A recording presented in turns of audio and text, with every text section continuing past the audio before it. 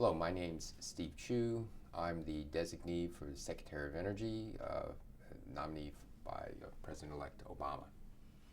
And I'm delighted to be here to talk about a couple of subjects that I care deeply about. And so let me just begin. I've been asked to comment on the U.S. and climate stabilization.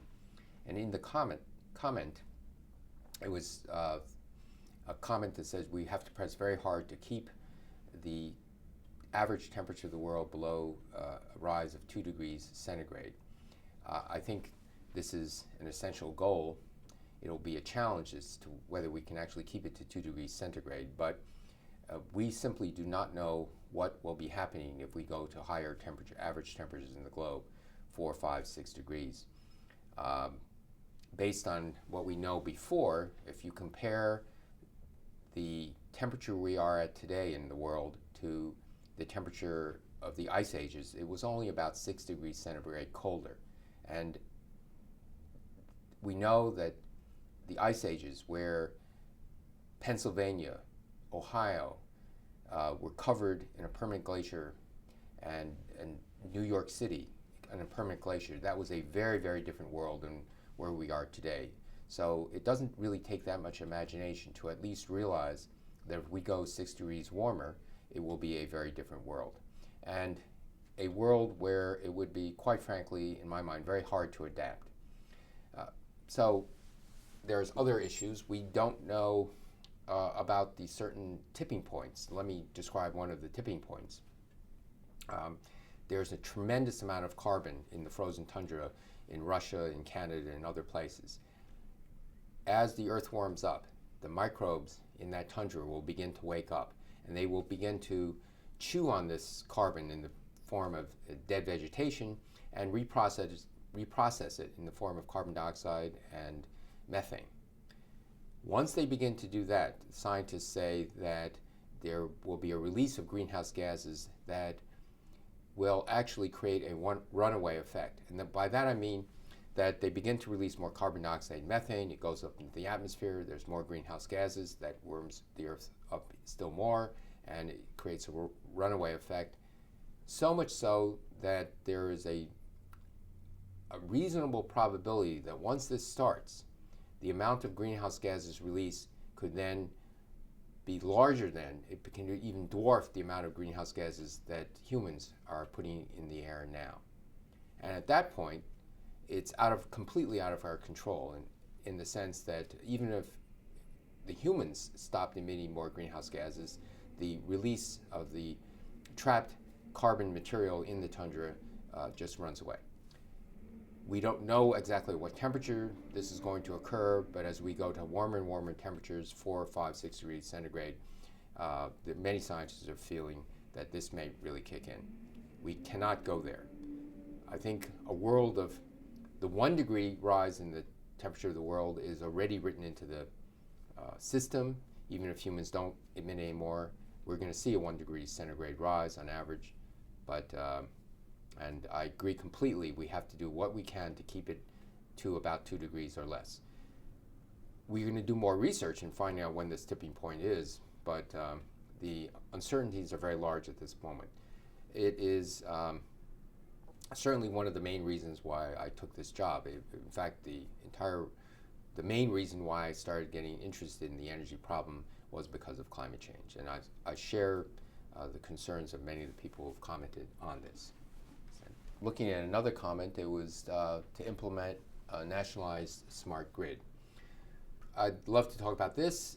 I have been on a committee called America's Energy Future. It's a committee that the National Academy of Sciences and the National Academy of Engineering has put together.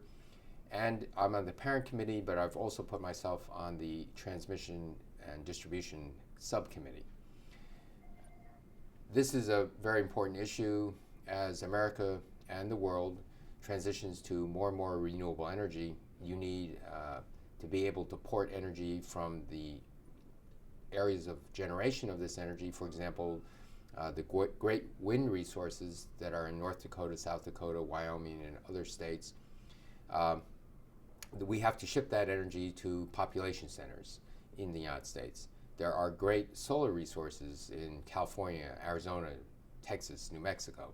Again, the good news is both the solar energy resources and the wind energy resources are in areas that are not very densely populated. And the bad news is they're not very densely populated, and so you have to move the energy to population centers. For that, we need a long-distance transmission system, specifically to take the energy from those places. But in addition to that, we need an overlay of the transmission and distribution systems in the United States. There are roughly a half a dozen regions in the United States where we distribute electricity, but as we go to more renewables, we have to start thinking in terms of a national distribution system, because these energy resources are in only certain areas of the United States. And this is actually somewhat different because in the past, historically, we generate electricity locally where we use it. And it's just like a highway system. In the early 1950s, President Eisenhower said we need a national highway system, in large part because of national defense. And where you had, let's say, a turnpike in New Jersey or a turnpike in New York State, but then as soon as you got out of the state's boundaries, it stopped. And we have to start thinking of a national distribution system so we can use these transient energy resources like wind and solar, photoelectric, solar thermal, geothermal, and distribute that around the country. There's another important reason why we need a transmission and distribution system that's modernized, and that is when a cloud rolls over, or the wind just stops blowing, or perhaps it changes its intensity, the electricity distribution system has to respond very quickly to these changes. And by that I mean it has to be able to switch in conventional baseload generation of electricity. The wider the distribution system, the better you can switch the generation of electricity around in all parts of the nation. And in fact, I don't think you have to be a rocket scientist to realize that if you could, in the best of all possible dreams, have a distribution system that circles the Earth, somewhere in the Earth the wind is blowing, the sun is shining, and the wider the distribution system, the more even these renewable energy sources look. If you're located in just a small area, then you're quite vulnerable to dark days and windless days and nights. So this is a very important aspect of it. It is a huge task. It will be costing hundreds of billions of dollars to somewhere close to $1 trillion. It has to be coordinated well. But it's very important that we move in this direction now as the renewable energies in the United States begin to grow. Another topic was whether we should develop a Manhattan-style project to push for energy independence. I'm very much in favor of this, but I have to say that's slightly different than a Manhattan-style in the sense that the Manhattan Project was a large project done in secluded areas. Price was not large an object. This is a very different thing. The science and technology we need to develop to give us much better choices for energy has to be done in a very open way. Industry has to adopt it, and the best places for this are at universities, places like national laboratories, and the university and national lab research should be feeding into industry in an intimate way. I'm all for this. It is vitally important that we push very hard. And the reason fundamentally, and I'll be very brief on this, is that science and technology will give us much better options. Just as in the turn of the last century, from the 19th century to the 20th century, German scientists invented a way to make fertilizer. They invented a way to synthesize ammonia that can then be used to make artificial fertilizer. It was that invention that totally transformed the way Europe fed itself. And it was that invention that enabled the population to grow and we could feed ourselves for many, many years. Before that invention, Europe was thinking of actually importing soil from the New World or using their colonized areas to grow food for Europe because they were suffering a huge depleted soil problem.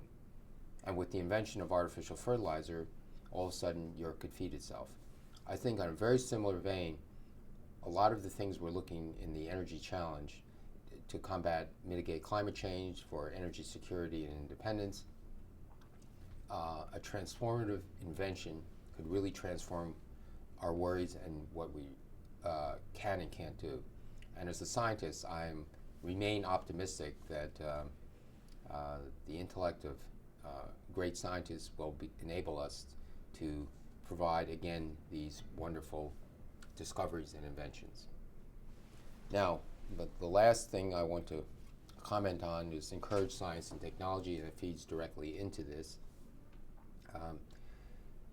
It's very clear to me, and to many other people who have thought about this, that the key to America's prosperity in the 21st century is the development of its intellectual capital, particularly in science and technology. The example I gave about the invention of fertilizer, another example I can give is the Green Revolution, which occurred in the late 1960s, early 1970, in which a person by the name of Norman Borlaug was able to breed plants, a dwarf strain of wheat, that increased the productivity of wheat 4 to 5-fold per acre, not only in the United States, but in countries like Mexico, India, Pakistan. And that invention, again, prevented the mass starvation of hundreds of millions of people that others felt was imminent. Norman Borlaug got the Nobel Peace Prize for this discovery. This comes out of basic science. He was a plant breeder. And I think the science and technology that we can discover a new generation of photovoltaic cells, artificial photosynthesis so that you capture the sunlight, you use that energy to capture carbon dioxide out of the atmosphere, combine it with water, and produce a hydrocarbon. So it's essentially an artificial plant, but something in the end that can be made much better. These are some of the things I think that science and technology can give us. But let me just say one last thing, and that is what is in the root of science is wanting to understand how the world around us works. And this is something that is really part of the human condition. How do you actually understand why is it that the sun is shining and the sky is blue and all these other basic questions? The discovery of how the universe started and how it evolved, a deeper understanding of biology and the molecular dynamics of this biology are great intellectual triumphs. And it is really part of the human condition, as I said, that is another reason why we should be supporting science. But the reason why we should support it in a big way is the future of our economic prosperity. So I hope this has been useful to you. Thank you, and keep your comments and questions coming, and we will be glad to try to respond to them. Thank you and goodbye.